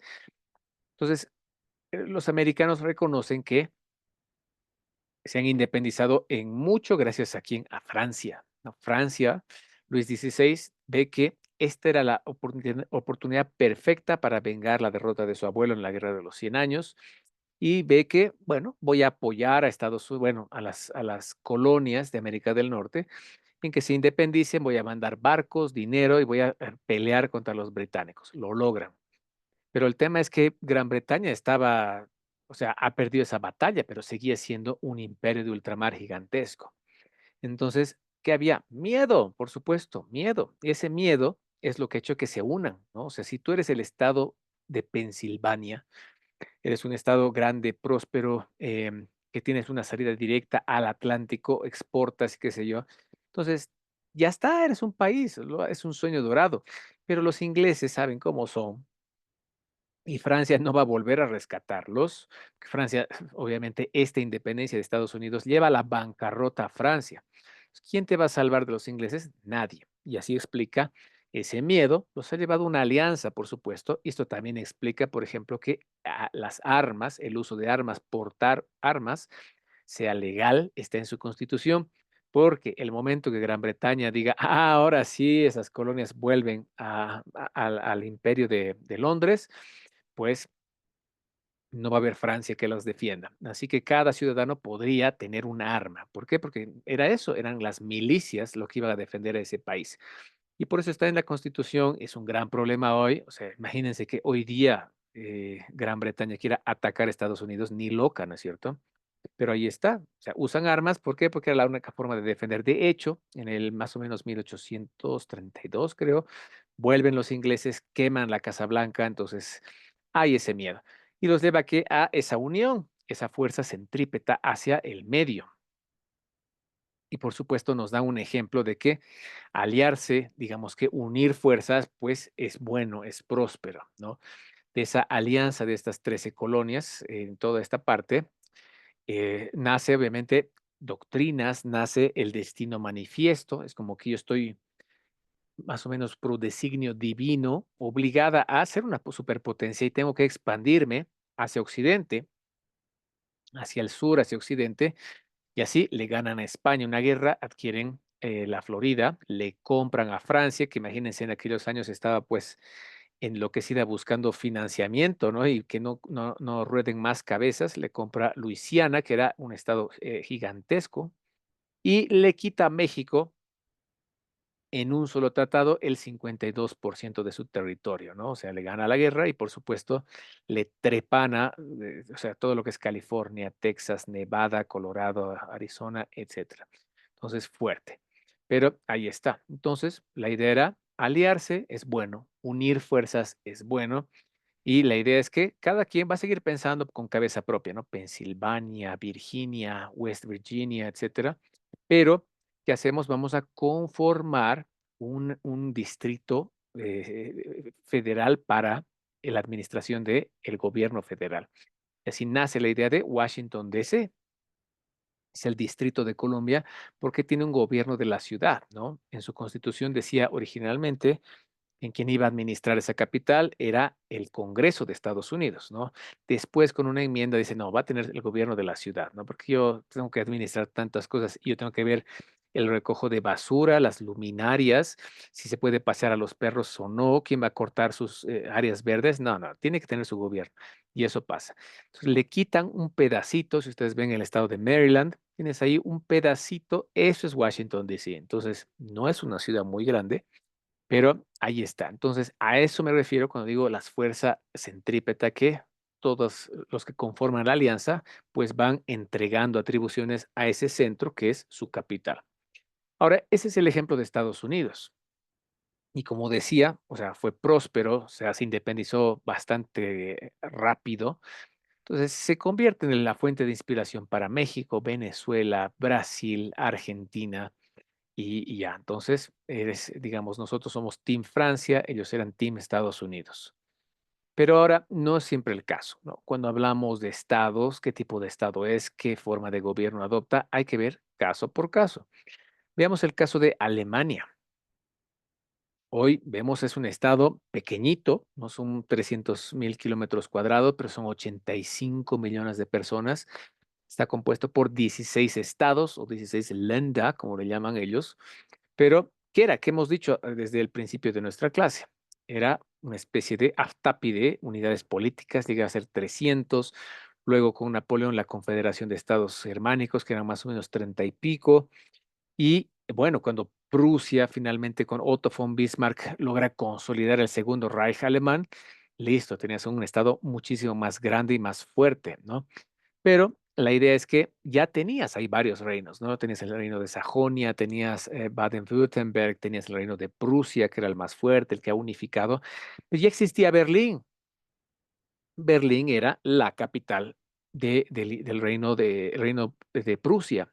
Entonces ya tenías una capital y una capital fuerte. Digamos que en términos comparativos era inferior a Londres, a París, a Viena y a Moscú. Estamos hablando de 1815, pero era una de las capitales referentes en el concierto europeo. Pero entonces, ¿qué pasa? ¿No? De un punto a esta parte, pues ya cae el Kaiser Guillermo II, cae el Reich alemán, viene el pintor austriaco y ahí ya, o sea, nace ya la percepción de que basta de imperios, ¿no? O sea, a los alemanes nos dice ese imperio y queremos hacer todo, ¿no? Entonces, Berlín va a ser la capital ya no de solo del Reino de Prusia, sino es la capital federal de Alemania. Y ahí, ¿cuál es la gran particularidad, ¿no? Que diferencia a Estados Unidos? Berlín, obviamente, es una ciudad-estado, ¿no? En sí, uno de los 16 estados es Berlín, igual que Hamburgo, por ejemplo, pero tiene la constitución federal. Tienes una constitución de todo lo que es hoy la República Federal de Alemania.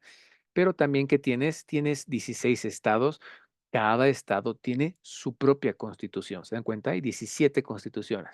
A diferencia de Estados Unidos, México, Brasil, una constitución. La constitución federal, tu capital federal y ya. Pero Berlín es un caso particular. Fíjense, entonces, es su realidad hoy en día, 16 de estos estados, incluidas estas pequeñas ciudades-estado como Hamburgo, como Berlín, em, los grandes y, digamos, más potentados económicamente, Bayern, Baden-Württemberg, Renania, Schleswig y Holstein, etcétera, etcétera.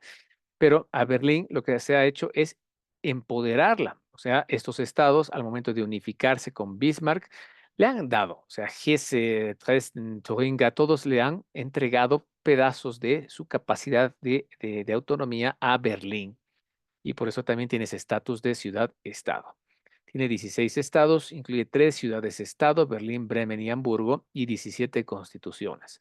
Entonces, complejo, ¿no? Pero, por ejemplo, acá si tú manejas, estás en la autopista, o estás así en cualquier calle, puedes manejar, por ejemplo, con cervezas, ¿no? O sea, piensen que la cerveza tiene una connotación cultural muy fuerte en Alemania, porque no se la considera tanto así como una bebida alcohólica espirituosa, sino como un alimento más. O sea, es un tema que está en la dieta de los alemanes y que a veces hasta reemplaza una comida sólida, ¿no? Porque es alto en cebada, es cerveza negra y es prácticamente como comerte un sándwich. Entonces puedes manejar y no te van a detener, ¿no? Entonces uno de estos aspectos va a ser regido por esa constitución del Estado más la legislación que tenga cada uno de ellos. Entonces es un poco diferente.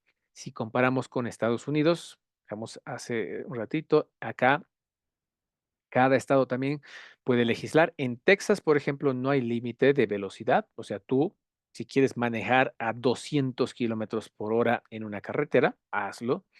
El gobierno federal te quiere fomentar. Dice, si tu estado le pones límite a la velocidad que usas en la carretera, te vamos a dar fondos federales. Pero Texas tiene tanto petróleo que dice, no necesitas. Así que tú, allá donde estás, déjame tranquilo a la tejano. ¿No? Aquí, por ejemplo, si tú cometes un delito grave, por ejemplo, en Wisconsin te darán cadena perpetua, ¿no? Pero cruzas esa línea al estado de Illinois y te dan pena de muerte, ¿no? Por inyección letal.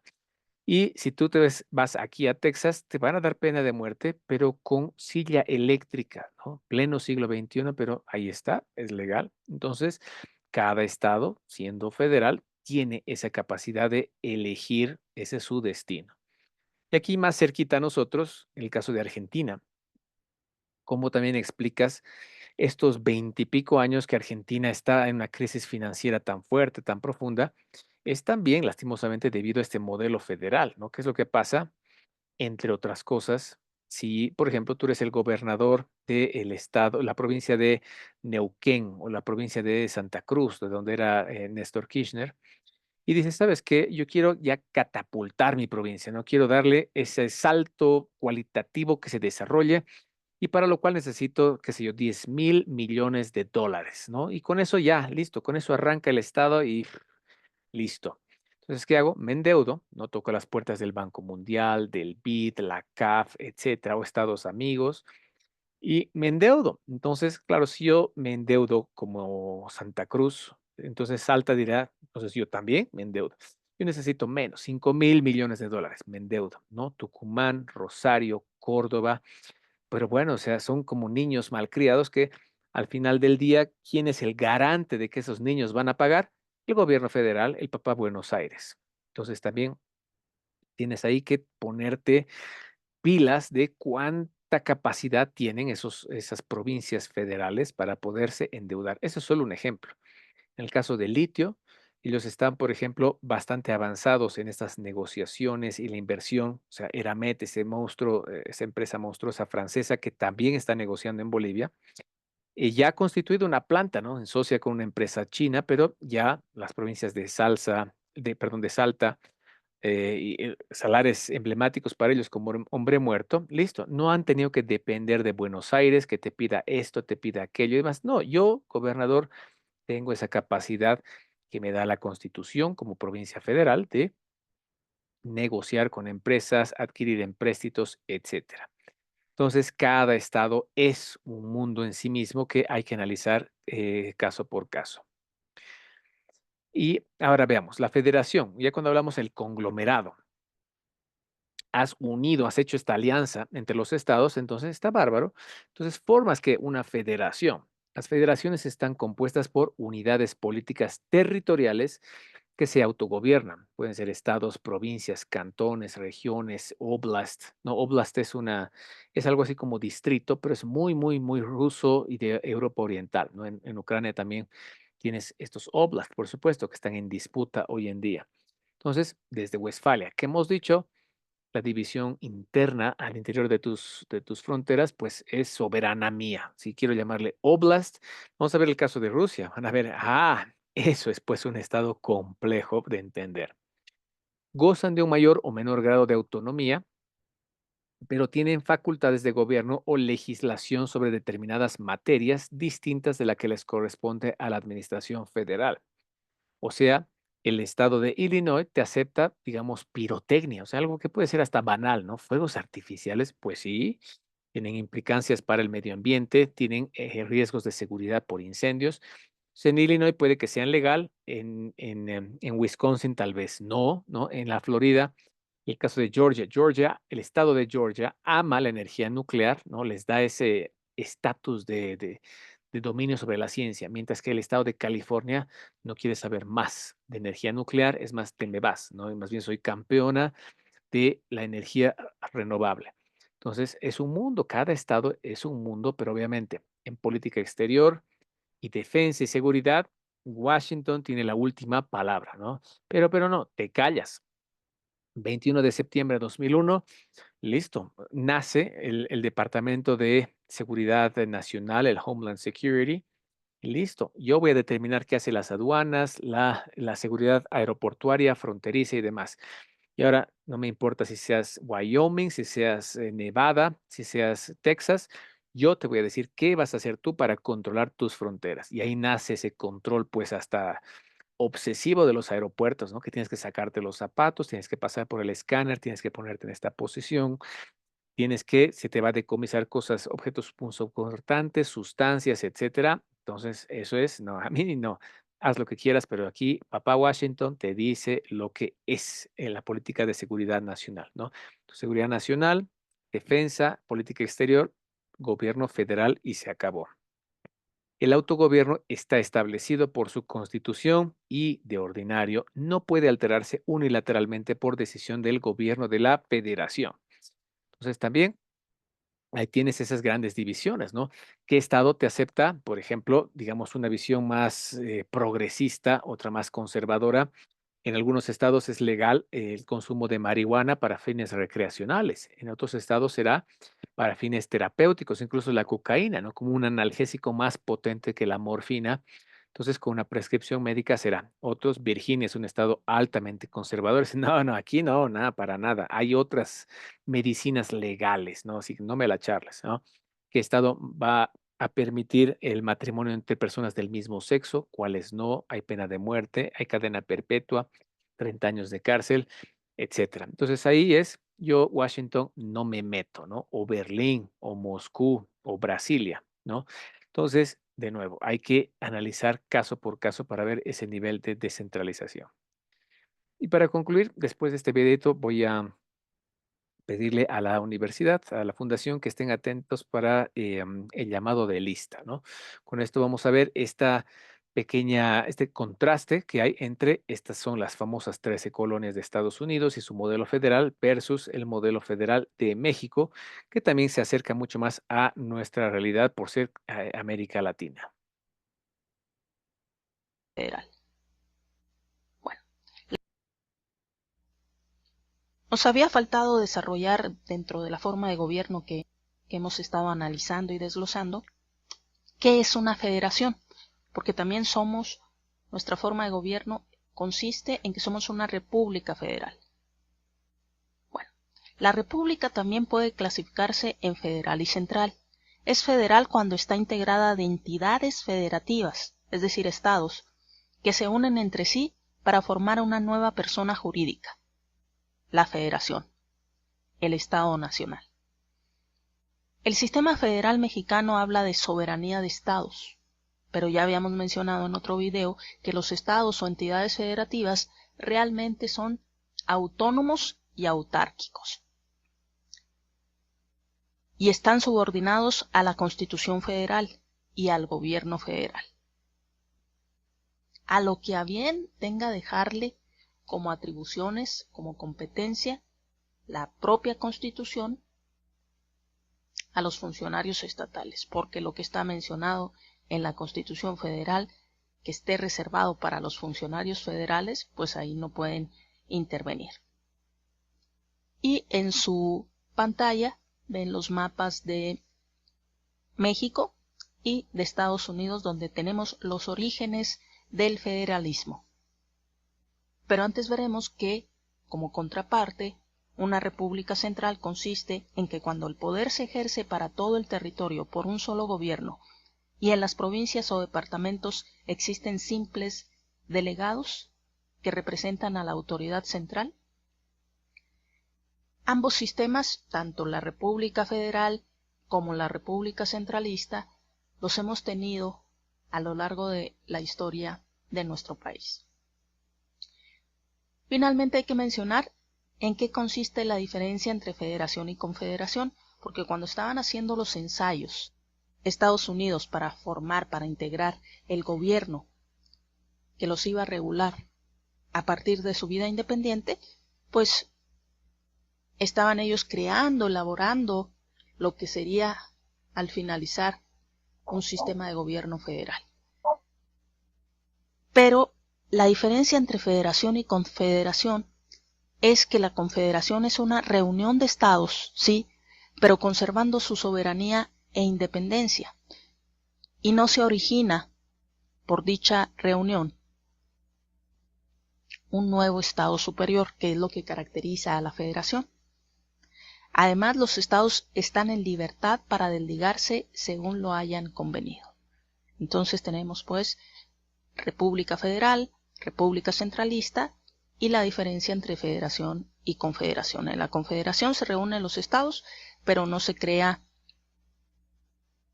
una nueva persona jurídica que será lo que caracterice al sistema federal. Eso. Entonces, aquí detenemos nuestro avance de materia.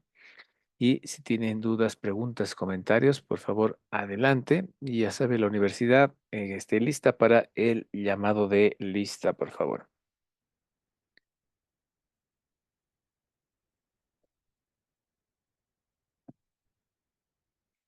Esta presentación, por si acaso, va a estar compartida, compartida también en la plataforma, en Moodle, cosa que ustedes puedan también repasarla, bajarla, pincharla. O sea, no es un PowerPoint, no es la plataforma Pitch.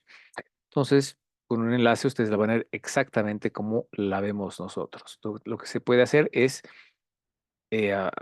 o sea, la plataforma te permite crear un PDF y eso se puede uno descargar, ¿no? Pero también para que lo puedan repasar.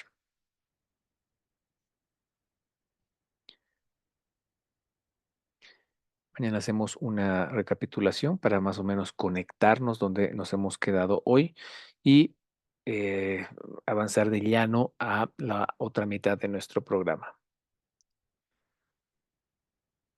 Entonces, bueno, con ello. Doctor, ¿ya terminó la clase? Sí, sí, adelante. Ok. Muchas gracias, doctor, por acompañarnos el día de hoy. Nos vemos mañana. Que tenga un buen descanso. Muchas gracias y nos vemos Mm, mañana. Nos vemos mañana, doctor. Hasta luego. Hasta luego. Bueno, estimados participantes, estén atentos, por favor, al llamado de la lista. Limón Adriana. Buenas noches, presente. Buenas noches, gracias. Aguayo Martínez José Luis.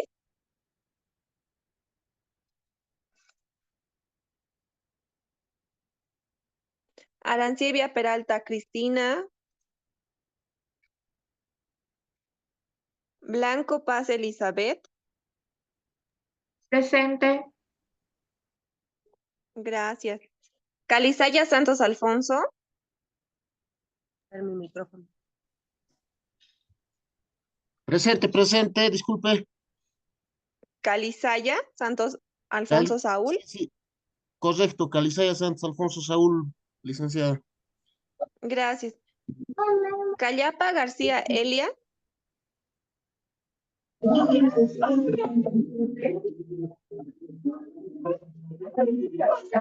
Calles Áviles Jonathan. Presente.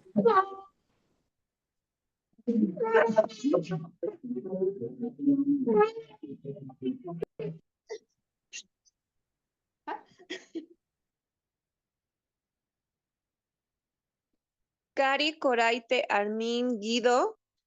Presente, buenas noches, licenciada. Buenas noches, gracias. Carlos Choque Rosa Isela. Presente. Carlos Choque Rosa Isela. Gracias.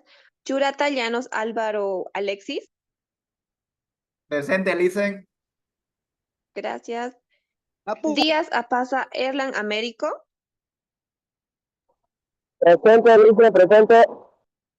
Gracias. Dorado Zárate Grover William.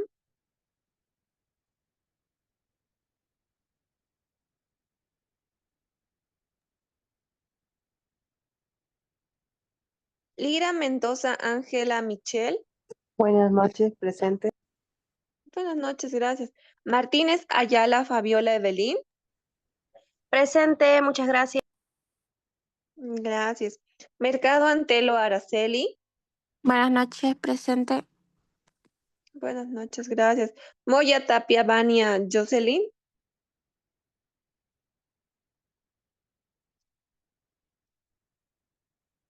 Patsy Pino Marcelo Alejandro.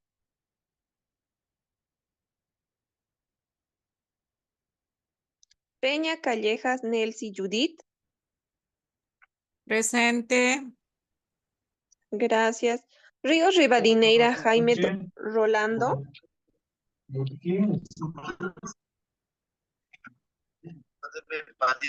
Solís Cordero Silvia. Presente y buenas noches. Solís Villarruel Casey Jessica. Presente, José. Buenas noches. Gracias. Ventura Rocha Lucy. Presente. Gracias. Zabaleta Gutiérrez Marilyn Gilka. Buenas noches, Lick. Presente. Gracias. Bien, hemos concluido con el llamado de la lista. Buenas noches. L- Callapa Lice- García Elia presente, por favor, mil disculpas. ¿Me repite, por favor? Callapa García Elia. Ya. Licenciada, Buenas noches. consideró Silvia Solís, perdón, no me dijo Mil que así gracias, fue. muy buenas noches. Sí, está en la lista, Silvia Solís. Buenas Gracias. noches. Cristina Arancibia, por noches, por favor. favor. No sé si se Por logró favor, le escuchar. debería de pasar rollo. Sí, Buenas está noches. tomada en cuenta. Bien, hemos Cristina concluido con el Arancibia, llamado por de la favor. lista.